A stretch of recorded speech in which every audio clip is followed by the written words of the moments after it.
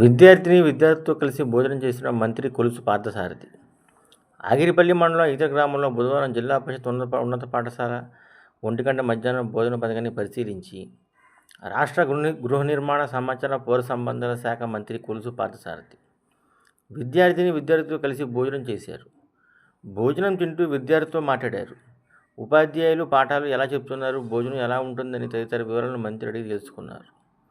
ఈ సందర్భంగా మంత్రి కొలుసు పార్థసారథి మాట్లాడుతూ పాఠశాలల్లో అమలవుతున్న మధ్యాహ్న భోజన పథకాన్ని ఆకస్మికంగా తనిఖీ చేశామని, విద్యార్థులతో కలిసి భోజనం చేసి ఆహార నాణ్యతను స్వయంగా పరిశీలించామని, విద్యార్థులు సంతృప్తి చెందారని అన్నారు. విద్యార్థులు ఆరోగ్యంగా ఎదగాలనే ఉద్దేశంతో కూటమి ప్రభుత్వం డొక్కా సీతమ్మ పేరుతో పాఠశాలలు, జూనియర్ కళాశాలల్లో మధ్యాహ్న భోజన పథకాన్ని ప్రతిష్టాత్మకంగా అమలు చేస్తున్నట్లు తెలిపారు. విద్యార్థులకు పోషకాహారం అందించేందుకు సన్న బియ్యంతో భోజనం అందిస్తున్నామని పేర్కొన్నారు.